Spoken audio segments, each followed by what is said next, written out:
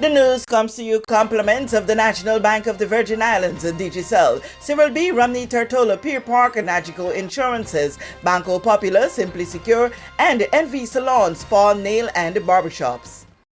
Dance is more than just physical movement. It's a tool through which students of all ages hone their confidence, creativity, self-expression, and shine bright at the Adagio Dance School. Our success is built on the quality of our instruction. We offer 4 levels of ballet ranging from preschool to junior, where students learn the proper techniques to perform pieces of this traditional style of dance effortlessly. Each of these classes further boosts physical, mental, and emotional well-being and adds a little more enjoyment to your child's everyday life. Adagio also offers more contemporary classes like Afrobeats and hip-hop. Acrobatics presents limitless benefits like strength building, flexibility, and hand and eye coordination. Students are encouraged to support each other throughout the training process and build on what they've learned. Our teachers are there every step of the way, skillfully guiding and supervising movements to improve balance and agility without causing injury.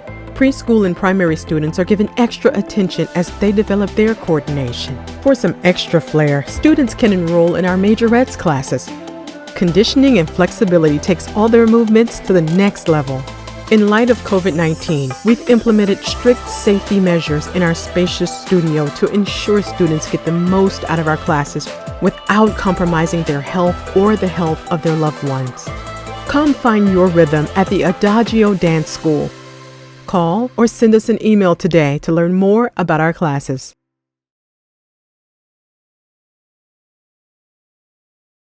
Stop. Stop. Stop. Think.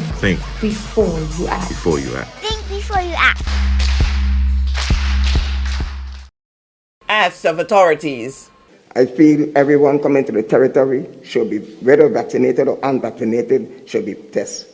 Okay? Now, are you guys aware about counterfeit vaccination cards? Come on. Are you aware of this? What you are doing to detect these counterfeit vaccination cards? In response, Acting Chief Medical Officer Dr. Ronald Georges stated, "Those coming out of Europe come with a card with a QR code which can be checked. So that will be out of the UK, and a lot of Europe have those kind of cards. But the majority of cards coming out of the US are those simple little cards. And yes, we have detected situations where, for example, dates don't make any sense. We've seen the lot numbers don't make any sense. We can see, cards that obviously don't add up. We have seen cards from the BVI which have been, falsified as well. So we have seen those and we have detected those. The team is not foolproof because a lot of the cards coming out of the Caribbean and the US are the same handwritten cards that we see. As I said, those coming out of Europe and the UK, they have the QR codes, and those can be checked and tested to make sure that they are valid. So there's the staff that do the approvals in the portal. They look out for these things and they do check on these things. I'm not saying we are 100%, but we are looking out for them and we have detected them. That and as well results. So it's not just the bogus cards, but it's also the bogus test results, and we are on the lookout for those. The other question that is rife. The free-flowing passengers, how did that impact the recent outbreak? Mm-hmm. Did we do a trace back to that ship to see if it impacted our outbreak? Not at all, so said Premier and Minister of Finance, Honorable Andrew A. Foy. Check it out. The date when the ship came, the spike was going up. So you can't say that the ship brought the spike. It come on a time. I remember that statistics there because it was rising at that time. It was rising. So it would not be accurate to say that the ship caused a spike. And to verify that, check the days before the ship came and the day the ship came and see how much those numbers were, and you'll see that it had done start to rise. And also, it had the prediction from the health team that what they're seeing, this is going to mushroom if something is not done to control it. up to possibly 5,000 cases with plenty deaths. So we knew that before the ship docked. So to put it all on the ship, because we said that we took our vaccinated, would be a fast stretch if you look at it from an analytic point of view.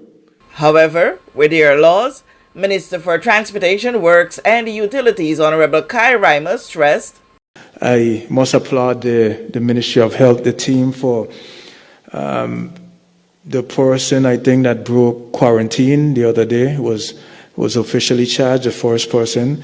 So I think that there are mechanisms in place for those perpetrators, and we just need to go and enforce. Meantime, as answers are being sought, recommendations being made, active COVID cases in the territory continue to fluctuate. We have run about 78,000 samples in the Virgin Islands since the beginning of the outbreak.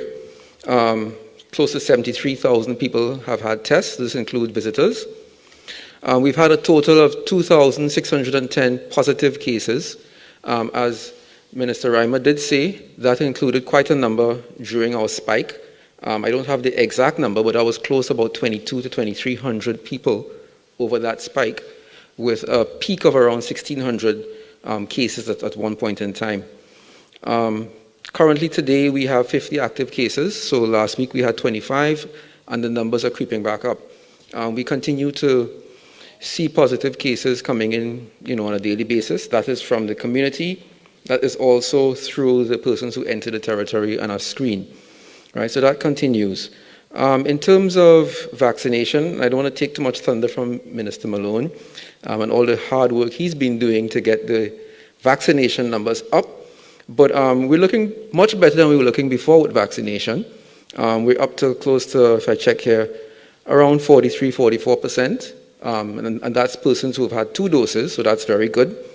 In terms of persons who have had 1 dose, that's closer to 57%. So we're getting there, and we have to continue to build on that. As Minister did say, we just came out of quite a large outbreak. It's the largest we've ever had. At the peak, we had around 1,600 plus persons being positive, and us trying to manage that. We also had, over that time period, 108 persons admitted to hospital, and unfortunately 36 persons died. That is, I think, quite significant. Coming out of that, as I mentioned, the figures in terms of the vaccination, some persons who were, they would have been exposed to COVID would have some immunity, but that immunity is not, it's variable, and we don't know how long that lasts. So just from the evidence from before, for example, with the Brazil outbreak, their second outbreak was actually persons who were infected before. So those are reinfections. So we in the Virgin Islands have to be concerned that we really need to get those vaccination numbers up to prevent any further spikes. We still have to deal with, I would say, new variants. And today there was some discussion about a new variant. I think it was in Brazil or South Africa. So they're always going to be popping up. And we always have to be concerned about that. So where we are right now, we've just come out of a bad place. We're in a relatively good place, but we still have to be very cautious and pensive about where we're going. Just yesterday, August 31, a man was arrested and charged for illegal entry into the territory. According to information reaching JTV News, the suspect man is believed to have made his way into the territory by landing on Neus Van Dyke, but was nabbed yesterday as he attempted to travel to Tortola. He is said to be a resident of Duff's Bottom. It is our information that a 59-year-old accused had given police a fake name during initial investigations, but his true identity was revealed via official documents which was found in his possession. With this JTV News update, Kathy Richards. We know that where you choose to bank matters, and it is your vote on what your funds do in strengthening our community. As your official Bank of Paradise, we invest and support the lifeblood of our economy by helping in the realization of personal goals for homeownership, education, and entrepreneurial visions, which support small businesses. We make it our place to connect with persons and worthy causes, and we have been doing so for more than 30 years. Where your money goes and what your dollars empower are your choice. And we thank you for choosing us, a bank that gives where it matters the most, for you, for our community, and a happier tomorrow. The National Bank of the Virgin Islands. Stop. Stop. Stop. Think. Think Before you act. before you act. Think before you act. You value traditions. Today. You value music. You value education. Family. I love you. Service. Thank you. You're welcome. Love. Life. At Popular, we're committed to you and everything our community values. For the things you value the most, count on us. Popular. Our reliance on digital systems has opened new vulnerabilities to sophisticated cyber attacks. Simply Secure's security management solution helps overcome these challenges. Our service includes 24/7, 360-degree protection for all computers and servers with automatic restoration, security audits, and penetration testing. Don't wait for disaster to strike. Contact us at info@simplysecuregroup.com.